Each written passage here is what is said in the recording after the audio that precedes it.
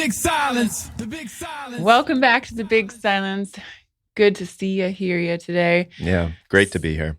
I was talking to them, not you. But it's great to have you too. Oh, that was strange because you're making direct eye contact with me. No, I actually was looking at that camera. Oh. Anyways. Camera's not there. Today, my co-hosts are Bobby and Tiki. So once again, if you hear panting in the microphone right now, that's just a Pomeranian. Mm-hmm. Little Pomeranian plosives, as they say in the business. Right? Yeah. Mm-hmm. All right. Hey, So Tiki, what do you think? Is it good to be here?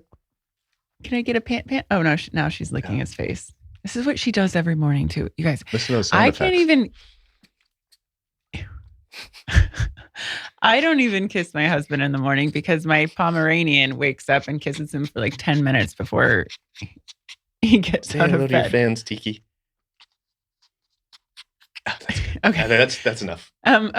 So something really exciting today, aside from our guest that is about to come on, James Kinney, something exciting today is that the Big Silence tour bus is arriving. Yes, it is. Bobby, how do you feel about that? I'm excited. I mean, it literally looks like that tour bus right behind you. Yeah. It's a 45-footer. And as you all know, we are hitting the road to go on tour. Mm-hmm. First stop is Las Vegas. Oh, yeah. April 28th. Again, go to thebigsilence.com to see the full tour schedule.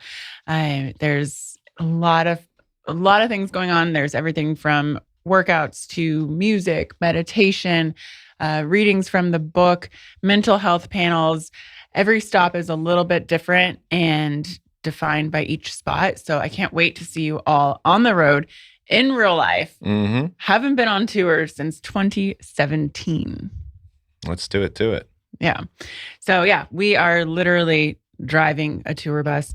And you all know we love the RV life. And we went on the road for 7 weeks before and went to like 10 national parks and saw our families and all across the country during the pandemic. And so this is like, we love the bus life. Yeah, I have a tough time calling this an RV. Oh, I don't call it an RV. Yeah. We This have is the like, RV. Just a house on wheels. Yeah. And Bobby has to pass his driver's test still. He's passed the written one. Yeah. Tuesday is the test? So the day before this podcast comes out. Okay. Yeah. I mean, I have to pass it. Whew. Just got to parallel park that 45-footer. This way they let me park it in Manhattan for your tour date. That's like the scariest. You're like, I have to drive this tour bus through New York City. Like, yes, you do. Yeah, I love New York City. Do not like driving through New York City. But it's exciting. I literally, once it rolls up, I know I'm going to cry again because it's such a dream to be able to spread awareness for mental health. The launch of my book, which you can pre-order still, it comes out on April 26th. But I believe if you order it on Amazon now, you get it right away. I've seen some ladies posting about it that they already got it. So that's interesting. Yeah. How does that work? We got to talk to Jeff about that because Mr. Bezos. I was like, what's who's going Jeff? on? Yeah, you know, first name basis, of course. All right. Well, I'm excited for today's guest. He is my friend who I met through my very dear friend, Jeremy, who has worked with me for 15 plus years, introduced me to James Nicholas Kinney. They came over to our house for a barbecue and we just vibed and he started freestyling and we were just having a good time. And then he went in the studio and the theme song that you hear at the beginning of every episode is by James. Yep. And James is the awesome. man. He's the man. Yeah. Right? He's just a good person and can light up any room he walks into. And his presence makes you feel good. Yeah. So we're actually having dinner with him again tonight. He's here in Austin. But so we discussed his mental health journey, about his anxiety, agoraphobia, him coming out of depression, and how he got back to music to raise awareness for mental health. He left the music industry for many, many years, and he is back just doing things that he loves. And I hear, there were birds chirping out there in the world saying that he possibly has some songs finished and possibly we've heard them. And there's no possibility here, but they are absolute fire. They're amazing. Yeah. And he will be at some of the tour stops. Maybe we can get a little sneak peek. Yeah. Mm-hmm. All right. So enjoy this episode with my friend James, and I'll see you on the flip side. Ciao. Tiki says bye. Say bye, Tiki. Woo.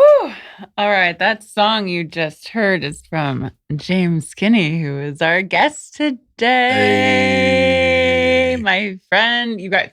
Okay. So I met James through our friend Jeremy. Yes. Shout out to Jay. Hey, my Cassie family. I don't know, you came over to my house for a barbecue or something, and then he started freestyling and we vibed, and then we went on a hike, and then all of a sudden you felt inspired to write that is the Big Silence theme song. This is the man behind it. And I'm so excited to have you here and have you in my life, have you be a part of the Big Silence, a part of everything that we're doing together in the future. Welcome. Thank you. Pleasure to be here. And yeah, just like that, right? Just like that. Two souls colliding. Yeah. So James has a beautiful history on his mental health journey, and how we've come together and everything that we want to do together. I would love. Well, first of all, let me back up. Let's have a little fun. We went hiking, and that was really fun. Yeah. We hiked just down the street from my house, and we just got to know each other and opening up about so much. And you split time between Austin, Seattle. Austin, LA. Spokane, and LA. Wow, that's a lot. How do you do that? It's fun.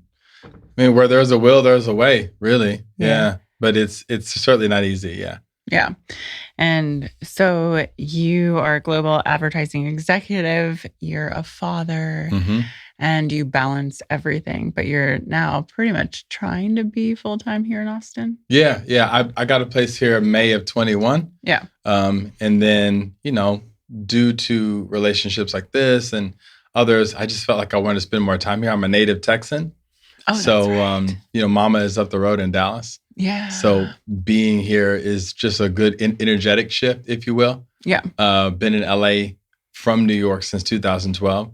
So, but it's kind of hard to be in one place. And I think the pandemic opened that up, where so many of us are living in multiple cities or places where we never really thought that we would be. Yeah, I agree.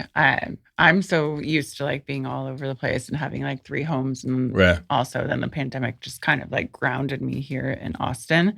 But yeah, your mom is in Dallas, and but I want to get into, there's so much interest from me about your story. And so anyone who's listening, we briefly talked about James's story on the podcast that is live from the Big Silence launch event. And it was the panel that we are on. And if you haven't listened to that, I invite you to listen to that on the podcast.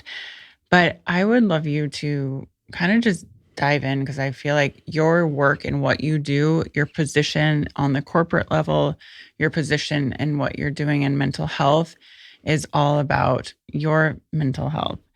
And I feel like so many people like myself do a lot of work in mental health because they are going through it themselves, and they continue to go through it, and they've learned a lot, and you have empathy for those who are looking for answers. Yeah, that's it. So basically, I started in advertising a long time ago. Started in sales, and it was one of those boiler room environments like that movie, Wolf of Wall Street. That's literally the kind of environment that it was.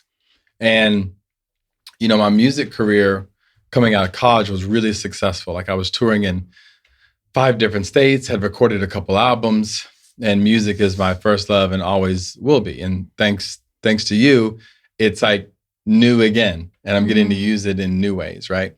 But basically, I crashed and burned is what I say. And in my book, Living at 30,000 Feet, I talk about that crash and burn. So essentially working like 10, 12-hour days, eating like double bacon cheeseburgers, drinking like pint of whiskey. And it was just a crazy environment. So I actually came back to Austin to go to Austin City Limits. I don't even know what year this was, but about 14 years ago, actually.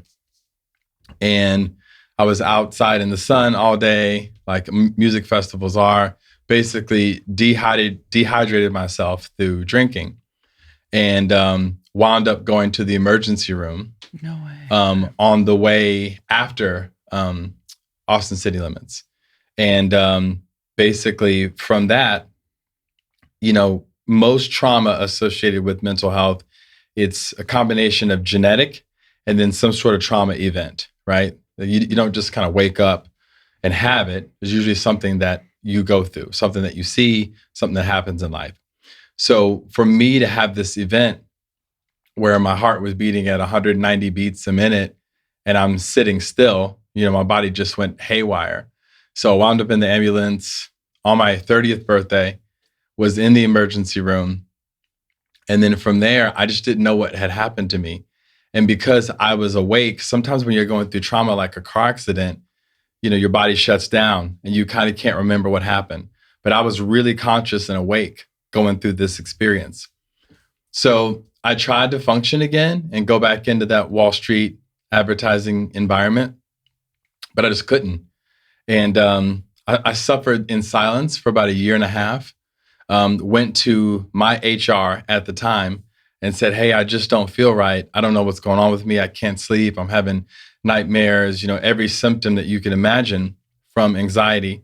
Anxiety turned into depression, which we can kind of talk about the journey, because when you get that place of despair and you don't know what's wrong with you, that's when, really bad things can happen to people, and people can do bad things to themselves when they don't know. So to kind of round the story out, I basically shut down. Went to the doctor, got some drugs. Drugs made it worse. Prescriptions? Yes.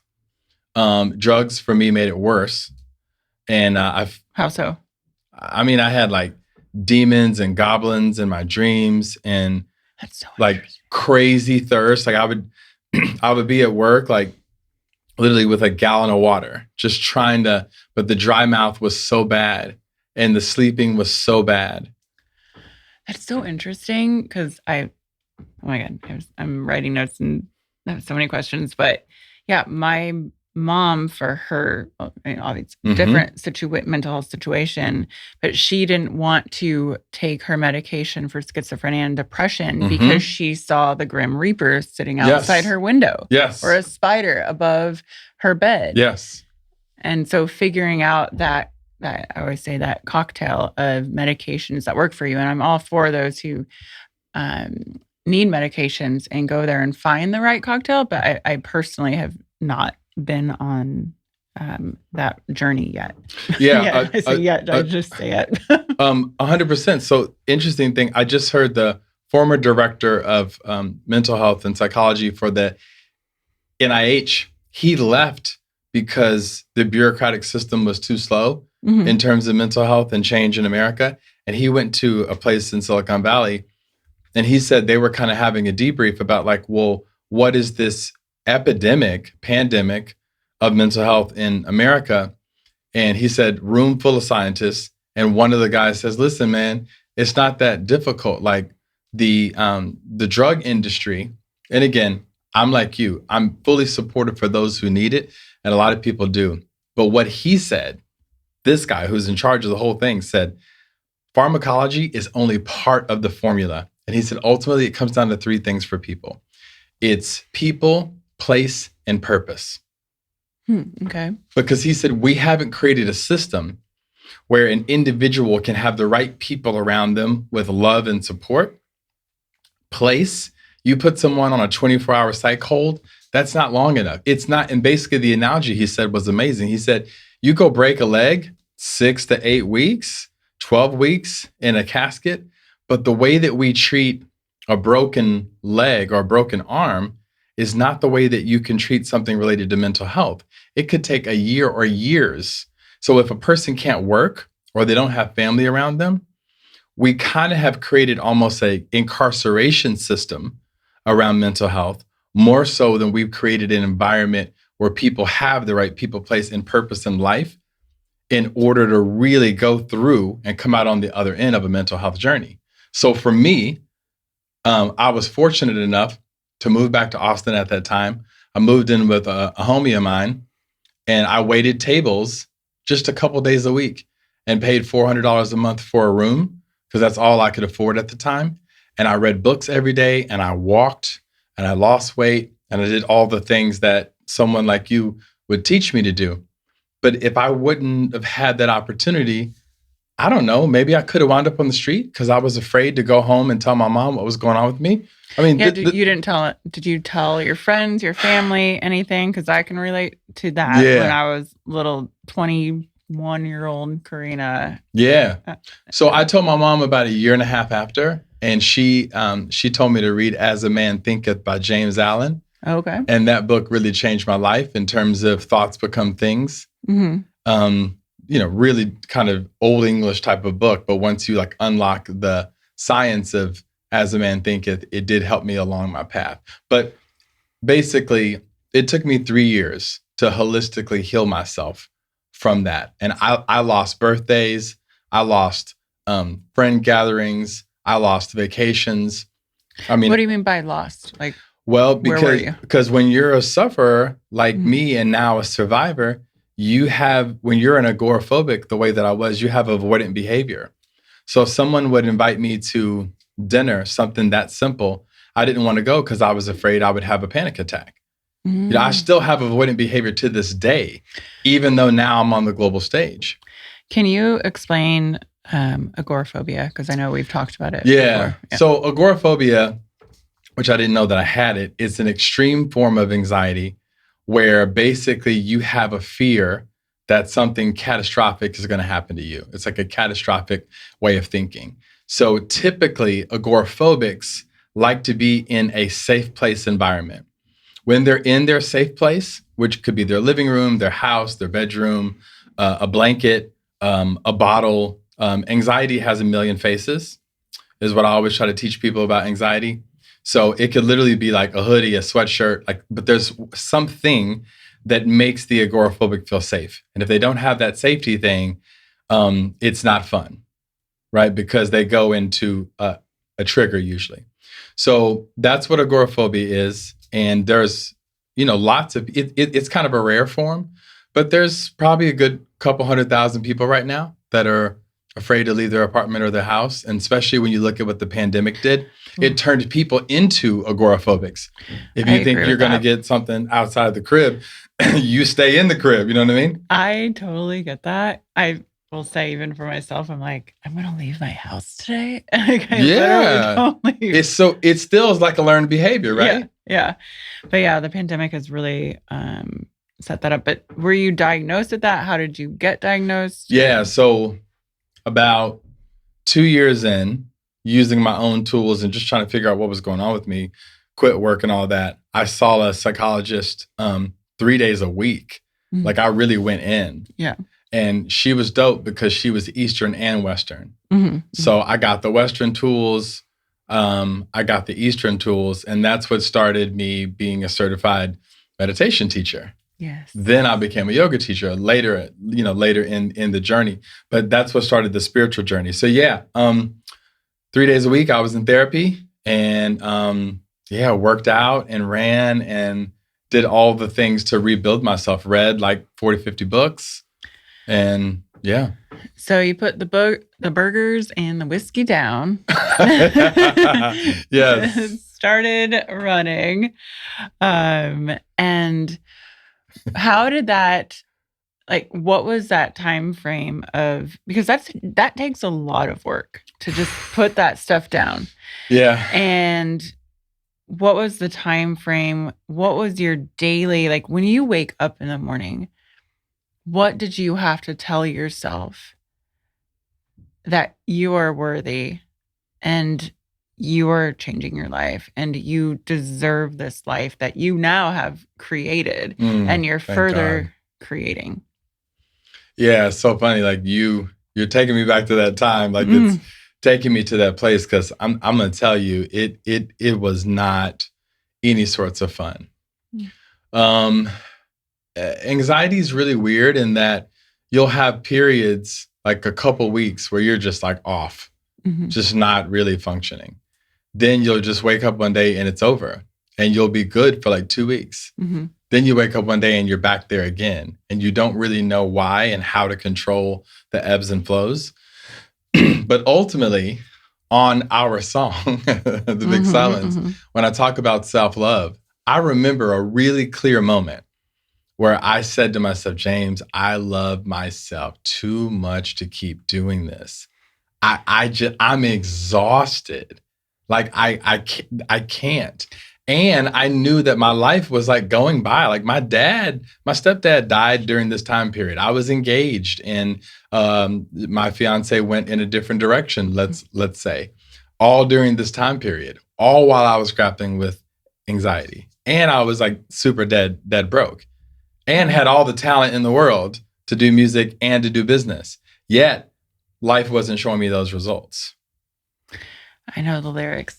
Nobody can love you the way you love yourself. Yes. Yeah. So I remember a very clear moment, and I really credit a clear understanding and comprehension that if I loved myself and I put that first, as cliche as that sounds, I'm not talking about an Instagram post. I'm talking about like, you got to set yourself and look in the mirror, like on some like Louise Hay OG mirror work. You know what I'm saying? Where you look in the mirror and you cry your eyes out.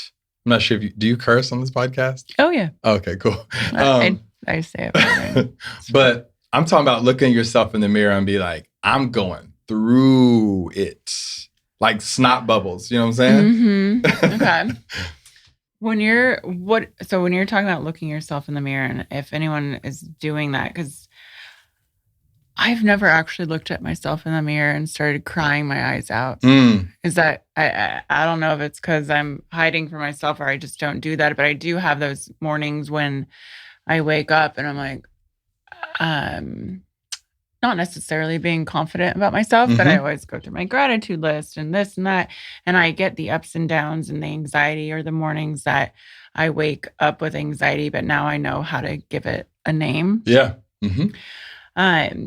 What do you do now? Do you still have anxiety? Do you do you feel not worthy? Even though, I mean, to me, you're the most worthy. You are worthy. You're incredible. But how do you work through that? Yeah, well, fortunately, I definitely know that I'm worthy now. Yeah. My wealth consciousness has expanded tremendously. My understanding of my spiritual journey and my place in this world is very clear to me, and I'm relentless in that pursuit. So I have a direct relationship with God. Who is God to you? Wonderful question. Wow. So God to me lives within. But God is a connection to what I call the supernatural. And the supernatural is where miracles occur. I believe that there's multiple deities throughout time that have assumed that position of God. But I do believe, and I know for a fact, like learning how to walk again after a car accident that I was in, I shouldn't really even be here, and miracles exist. So if you think about it from a place of physics, there's like a natural realm that we're living in where you can see, and then we know that there's frequencies that we can't see that exist. Then there's a place beyond that, and that's where God is. And if you can connect yourself to that supernatural realm, you know, when they say when you pray, you talk to God. When you meditate, God talks to you. You know what I mean? So to me, I believe in Jesus, but with Jesus, I believe that there's other gods and spirits that rally around you, but you got to be next level to tap into it. And I think you get next level from opening up your aperture and learning how to receive. I believe in that too. I believe when I went through my darkest periods, I cursed God, who I believed in. And then once I welcomed, and again, everyone was saying like God is your own form of what that higher power is. But then once I welcomed that higher power, that God back in, it healed me. I stopped cursing it and I started connecting. And through whether it's meditation or with self and becoming more aware. So what would be like someone wanting and just to be connected with the universe or whatever it may be, and meditation, which you're really into, and I love you're very soothing with your meditations. Thank you. How does someone get started on that path? So the meditation path is first understanding that it's not about not thinking. Mm-hmm. I think one of the things that I pride myself on in being a teacher of multiple things is kind of using contrast to help people understand what it's not, because there's so many misconceptions, right? Like the big silence, like directly challenging the stigma of mental health, right? So understanding that meditation is not about not thinking is step number one. Number two, it's about learning how to connect to your breath, which is as simple as hearing your breath, feeling your breath, and even touching your breath. Like most people forget, if you look in a mirror and you see your breath come out in the mirror, like that's amazing. Like that's a miracle that you can see that. So I studied neuroscience at UCLA back in 2015, and I really started to understand neuro inputs. And if you can put as many neural inputs together and you start to really understand the breath, then you understand the power and the connection between the breath and the central nervous system, which is really the whole thing that keeps you calm, which then anchors into the brain and your fight or flight triggers, right? Mm-hmm. So number one, it's not about not thinking. Number two, it's about understanding and connecting to your breath. And then number three, the body has a lot of intelligence, right? There's a book called The Body Keeps the Score. And so much of anxiety and stress that we have, because we're animals, is through the body. So then number three, it's understanding the correlation between the mind and the body. Movement is medicine, right? Mm-hmm. And then number four for me is integrating purpose. Purpose could be anything from like, I love my mom, I love my partner, I love my pet, I love something. But you have to shift your energy and you have to shift your state towards something positive. And when you do that, it really takes you out of the state that you're in and allows you to transcend into a healing space. So what I do to teach people in a very simple way is just a combination of breathing exercises and meditation, like 4x4x4s or 8x8x8s for people who know that language. Right hand on the heart, left hand on the belly. Can you clarify 4x4x4 for those who don't know? Oh yeah, of course. Most people probably don't. Yeah. So a 4x4x4 means that you're breathing in for 4, you're holding for 4, and exhaling for 4. And you do that in a repetitive way until you feel better, or you can do 10 of them, right? And that's basically mindfulness. Mm-hmm. So meditation can go as heavy as Deepak, who you've worked with, where you're like fully transcending. Like I was certified in transcendental, which is a whole other thing, right? Mm-hmm. But I think for what I like to teach people like at work and on the street, just really simple, those kind of formulas. And then the 8x8x8 will be inhale for 8, hold for 8, exhale for 8. But the hand on the heart and the hand on the belly allows you to slow down your heart rate, lean in to your gut, which is your second brain and lots of emotions, feet on the ground, right? So then the meditative aspect becomes where your mind is during that breathing process, right? Mm-hmm. And as you slow it down, it allows you to become more present and more focused. And like I say in one of my meditations, you go from seeing 3,000 clouds in the sky to following one, mm-hmm. right? So it's okay to think while you meditate, but you bring it back to whatever your focal point is. And if your focal point is the breath, you're always going to be on point. You can also stare at a candle. Mm-hmm. There's music. There's lots of different ways. And then for this pop culture world that we live in, it's about meditative activities. And what would those be for you? Running, yoga, taking a bath, walking. I mean, Bobby loves baths. Yeah. Bobby baths. He's over here shaking his head. Yeah. Bobby G. I mean, so ancient and indigenous cultures and civilizations, how they worked out most of their problems was through walking. Yeah. I love a good a good walk, just walking outside in nature. It's very meditative. And I I want to circle back to you Yeah. about a word you mentioned earlier, purpose. Mm-hmm. I get a lot of questions from people who are like, I don't feel like I have purpose. And I feel like you're a good person to ask this. Mm. Like, how do you find purpose, whether it doesn't have to be career, or it could be career or just your daily life? But I know that you have found so much purpose in what you do for your work and your personal life. Like, for someone who's like, I'm so lost. Mm-hmm. Yeah, well, shout out to Viktor Frankl for those of you who know who he is. He was a doctor who was in a concentration camp in World War II, and he came up with something called logotherapy. So he wrote a book called One's Meaning for Life, or Finding Meaning in Life. But a lot of people talk about formulas for purpose, and essentially, really quick way to understand it is, what would you do for free? What, when you do it, there's no time? What do you do that you enjoy it around other people? And then I think I said this, but then what would you do for free, right? Like if Yeah. if it didn't make you any money. So then, of course, the skeptic in our brains kicks in and goes, well, I got to eat, I got to pay rent, right? But what I teach people professionally is that there's a way to integrate purpose into what you do professionally, and or the weekends or at night, et cetera. Like you can, work at Baskin and Robbins during the day, but no one's telling you you can't go home at night and play guitar. Mhm. No one's telling you that you can't, sing opera on Sundays at church, Mhm. or be a fitness instructor and teach one class a day. But I think we've created kind of this all or nothing society where just because you have a gig or you're running a business, you can't live in your purpose.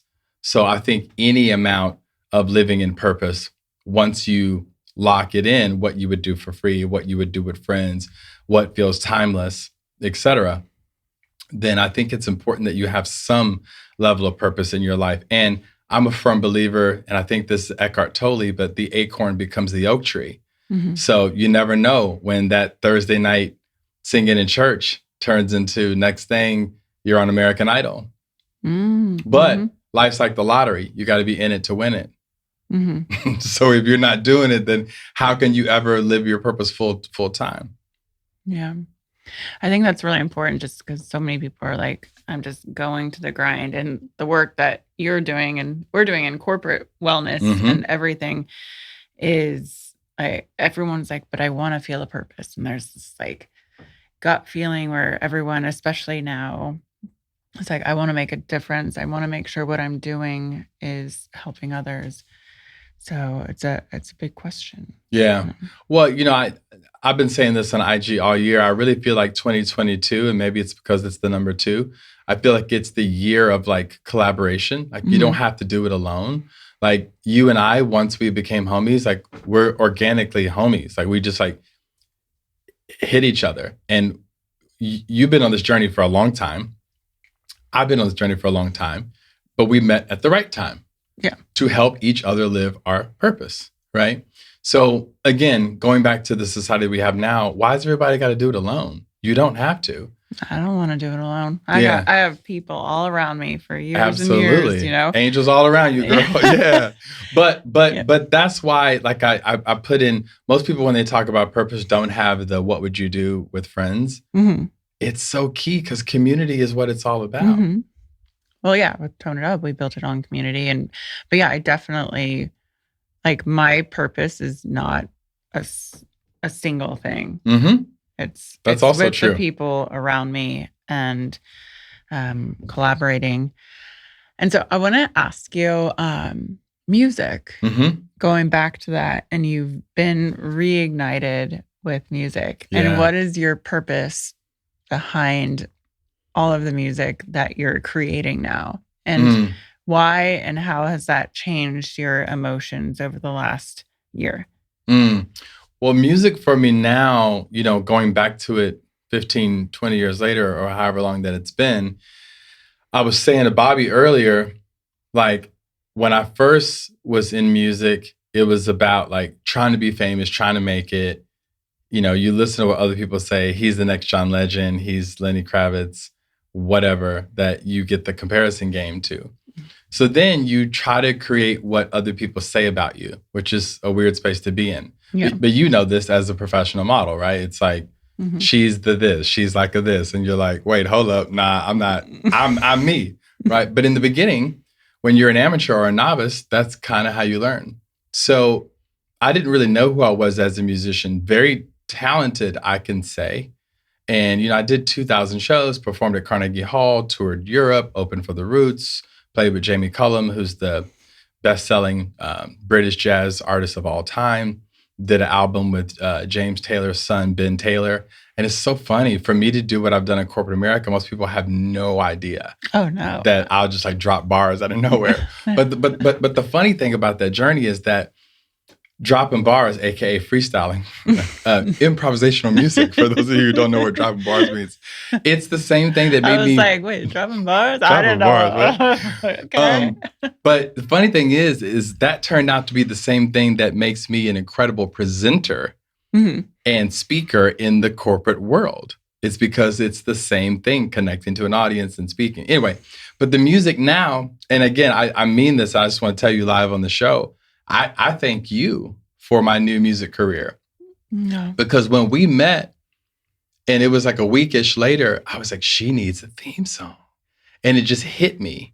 Because I was telling Bobby earlier, I was doing meditations, but I was still, playing house cat versus lion. You know what I'm saying? Like I didn't see the lion in the mirror yet. And then I was like, wait, I can make music about mental health. I can make music that's positive. And I was like, whoa, but Bobby and I were breaking this down. It's like, it's a fine line when you talk about conscious hip hop. Like, how do you make something that's not cheesy, right? That doesn't sound like nursery rhyme, ABC 1, 2, 3. That's not cheesy, that like still bangs, but still has like a hook and a message and content that people gravitate around. And it's like, society's looking for the big silence, but then society's also looking for positive content, I promise you, because there's so much toxic and negative stuff out there. So now my EP that drops in May for Mental Health Awareness Month, right when you start your tour, every song on there is just me telling my story as a survivor, as a yoga teacher, as a meditation teacher, as a father, as a Black person, as a man, as so many things, because I'm trying to bring people together. Like I've never, COVID is really crazy how it's divided us. I feel like we had racism before, now we got more racism. You know what I mean? We had issues, now we got more issues. Everything's been compounded. So I believe my music is an opportunity to really bring people together. And music is special like that. Yeah. There's not too many mediums that can do that. Yeah. I mean, music to me is like meditation and mental health, all of that stuff. I mean, I was raised in a musical family. And so, that night when you just started dropping bars? Dropping bars. There you go. Dropping bars. In my living room. I was like, what? But I'm excited. You're dropping a new EP? Yeah.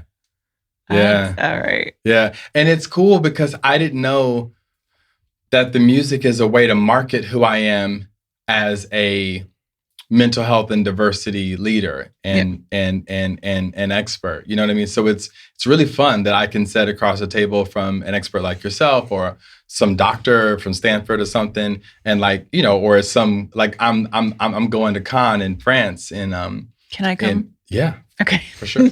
I'm going to Cannes in June, and I'm teaching a well-being workshop at Cannes Lions, and then I'm doing a panel for LinkedIn. Yeah. And it's fun to have this duality, like your event, where 1 minute I'm up on stage and I'm having a serious, almost academic, professional conversation about mental health, the science, the story. And then 2 seconds later, I'm like, yo, check 1, 2. And it's so fun to be able to, but that takes time. When you go back to purpose, that I was just going to add, I think the other biggest thing that people have to realize is that that outside of all the other steps I gave you, let me go back and say step 0 is stop believing what they taught you.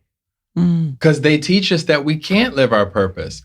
They teach us that we can't do it all. I was on the phone with my biological dad the other night, and he was like, oh, da da da da da. And I said, Dad, God's given me the opportunity to do it all. I don't have to choose. And he goes, you just said something. And I said, absolutely. God didn't create a world where I have to choose between music, between being an executive, between being the homie and a friend. Nah, I don't have to choose. I love that because we are raised in a society where it's like, you have one lane and you better stick to, my title is this is my title. But then now I believe we do have that freedom. Like for me, I'm a fitness superstar who works out here and there. Every now and then you do a crunch. I didn't just say that. I'm a meditation teacher. I'm a wife. Facts. Sometimes. I'm a pom mom. I'm this. I have my passions. I have the big silence, which is my personal passion. Yes. Like we can be so many things, and I think everyone needs to know that when you think about purpose, like we can do it all. Yeah. And sorry if I said too much. I do more than like one crunch a day. just to be like actually factual, more than one crunch. Yeah. But that duality is something that we get to encourage. Yeah. And growing up on limited belief systems, which I think starts in the school system, no wonder why we have a bunch of adults that, just kind of stop. I've been doing a series of mental health workshops, and this week it's called "Be Bigger Than Your Problems." And it really goes into that thing that like we've created a world where like, oh, you get past 30, it's game over. Anything past the age of 30, just stop. And it's like, wait, you still got like 60 years on the other side of 30. I know we're both in our 40s. Yes, we are. I didn't even start doing as much as I'm doing now until after 40, where like you have that courage to do what your passion and what that purpose is. 30s were great. I was so nervous when I turned 30. I was like, oh my God, I'm so old. What you're saying. And then turning 40, I'm like, pow, I'm freaking here. I am here. Ask Bobby. He's like, girl, can we slow down a little? I'm like, no. Yeah. So I think that's because for some reason in your 40s, you like you just don't care anymore what people think. Yeah, like exactly. I ran my first half marathon at 43. I just completed my second at 4,000 feet elevation, improved by 22 minutes. Just more facts. But it's like I told somebody the other week, I was like, oh, but I'm the worst in my running group. Like I come in dead last. But guess what? I don't care. I'm alive. I'm living. I'm doing it. I'm not. And that's the different thing too. I ain't trying to look good. You know what I mean? It's like, you remember I forgot what movie, I think From White Man Can't Jump, when, the conversation between Woody Harrelson and Wesley Snipes about, no, are you here to win or are you here to look good? I ain't trying to look good. I'm trying to win. Yeah.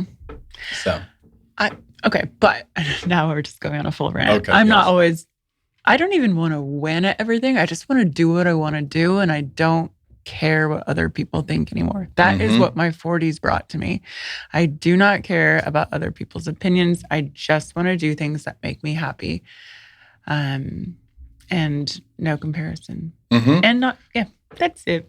So I think what you just said is actually one of the major keys to mental health. Yeah.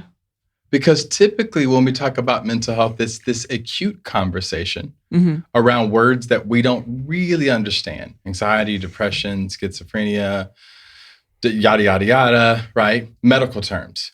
But I believe the more that I've studied this game, if you come across the way that you did, you're free, your soul's on fire, and you're alive, I believe that leads to less of a correlation of any sort of mental health challenges. Because you're mentally healthy. Yeah. You know what I'm saying? Yeah. I love that. I want to leave it at that. Mentally healthy. And then I'll add one thing in because I always like to have the last word, as Bobby knows.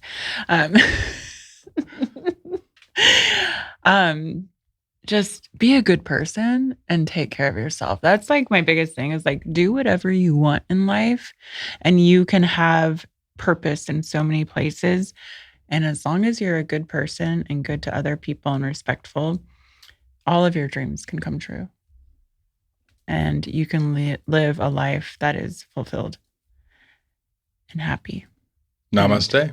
Namaste. Are you trying to have the last word? No. Just kidding.